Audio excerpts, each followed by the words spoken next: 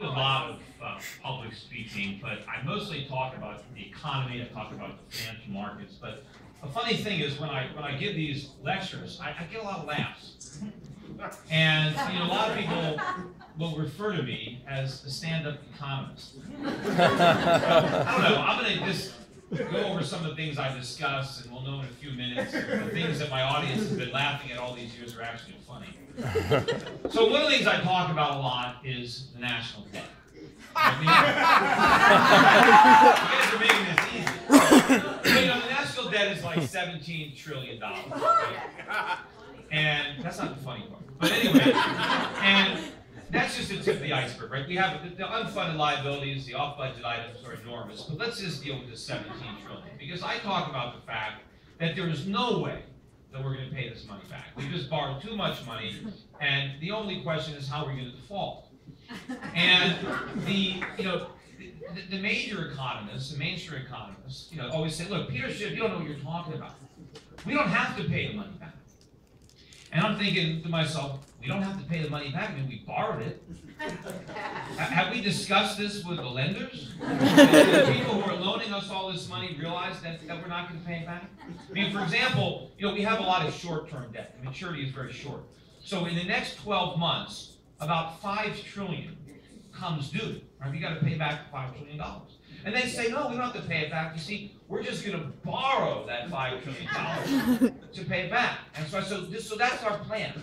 Right? The plan is we're going to borrow $5 trillion from the new investors to pay off the old investors. Yeah, that's the plan. Well, I mean, does anybody here know anybody else who kind of operated this whole business under that plan? Bernie Madoff. All right. Bernie Madoff. Right. The U.S. government runs a giant Ponzi scheme, and it's actually not just me saying that. Bernie Madoff, when he first went into jail, he gave an interview, and in that interview, Bernie Madoff said, "Why are you guys even talking to me?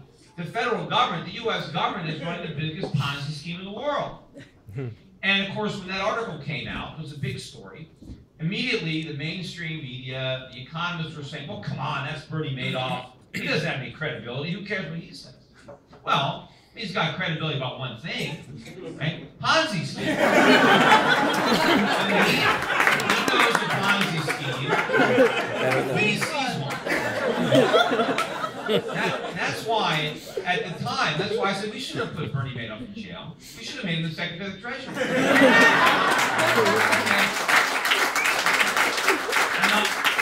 I'll give you a perfect example of why he would be a much better Secretary of the Treasury than our last Secretary, who was Timothy Geithner. If you remember, we had a debt crisis. It was in all the newspapers a couple years ago. The debt ceiling. We weren't going to raise the debt ceiling. Well, do you remember what Timothy Geithner said was going to happen if we didn't raise the debt ceiling? Right? He said we were going to default on our debt. If we couldn't borrow more money, we were not going to pay back any of the money we've already borrowed. Right? Now, see, Bernie Madoff would never say something like that. See, Bernie Madoff knows, I mean, this is basically Ponzi 101. When you're running a Ponzi scheme, you don't tell anybody that it's a Ponzi scheme. You at least pretend that you're going to pay. You say, well, we're going to raise taxes, or we're going to cut spending. You don't tell the bondholders that you're not going to pay. Now, I also talk a lot about the Federal Reserve, right? Now, quantitative easing? Yes. Right, you know what that is, right? It's a euphemism for inflation. That's all it is, right? But the Fed doesn't want to say that their monetary policy is to create inflation, because the people know enough to know that that's not a good thing, right? So when they first came out with QE1, now of course they didn't call it QE1 initially, they just called it QE. It's only QE1 because it didn't work, and so they did QE2. And that's how they do things in Washington. If it doesn't work, you just do it again, right? And you just keep doing it, right? The definition of insanity. But when they announced QE1 or QE, and they finished it, I said, well, they're going to do another one, because I knew it wasn't going to work, right? I know that quantitative easing is like trying to put out a fire with gasoline. Right? It doesn't matter how much gas you put on, the fire is just going to get bigger, and so you're going to keep throwing more on it. So I said we'd have another one. Then sure enough, we had QE2. And then I was saying, well, we're going to have more QEs than Rocky movies. and so we did. Then we had QE3. But before we had QE3, right, we had Operation Twist, which I was calling Operation Screw. But then we had QE3, which became known as QE Infinity. But then, Paul Krugman came out and said that it's still not big enough. But now, we've got all the QEs. Now they're talking about the exit strategy. They're talking about tapering. Now, I was saying years ago, when they did the first QE, I said that there was no exit, that they had checked into the Roach Motel of monetary policy, that there was no way out. And now there are some people, some mainstream economists that are saying that, yeah, maybe it is going to be a difficult trick to shrink the Fed's balance sheet. A trick like, pulling a table out from under the dishes. That old trick, if you yank the tablecloth, and if you do it just right, you don't break the dishes, right? So that's a tough trick. That is not the trick that Ben Bernanke has to perform. I'll give you an idea of what he has to do. The trick Ben Bernanke has to perform, he has to take the table and yank it out from under the cloth. And he has to leave the cloth and the dishes suspended in midair. That's what he has to do.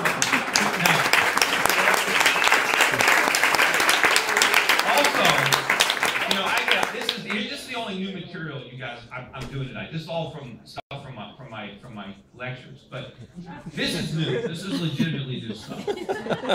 So I get fan mail. Not that many stockbrokers get fan mail, but I get a lot of fan mail. And one in particular, I'll share with you because I laughed a lot about it myself. Right. So the letter comes to me from a executive producer at Vivid Entertainment. Now, some of you guys out there who are like, what the hell is Vivid Entertainment? What is that? They make adult film. Pornography is what they make, right? So I get a letter from this pornographer. And he says, I'm a big fan of yours. Anyway, I know you have an office in Los Angeles, which I do. I have two. He says, so you're out in LA. We'd like to have you come down to the set. We'd like to introduce you to the stars, show you how the movies are made. You can bring some of your brokers down. I'm sure they like. I don't know what my wife would think about it, but this is where it gets funny. That wasn't the funny part. So I kept reading down the letter. But he says, the real reason we want you to come down is we want to shoot a movie starring you. And he says that he thinks it will be a good move for my career. And so I'm thinking, yeah, why didn't I think of this myself? I mean, I went from stockbroker to radio talk show host. I mean, pornography, porn star is obviously the next move for me. In fact, I know a lot of people try to figure out what would your porn name be. Because I've had such a good porn name. It's such a shame that I haven't been able to use it. My name is Peter Schiff, right? My porn name would be Peter Stiff. I don't think that's a great name. And I already can see my movie. My first movie would be Peter Stiff in Ball Street. It's not just his money that's hard.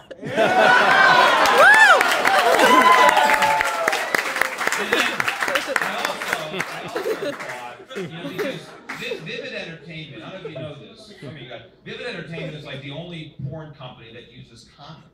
Right? And so I was saying, maybe he meant opportunities for my business. Maybe he meant like cross-marketing. Maybe I could put my logo on the condom for the close-ups. And some of the guys, they're pretty well endowed. I could get my entire 800 of them. I could put my website URL. But I thought about it, and I realized that it's probably not for me. I don't know if people would take me seriously if I was doing porn.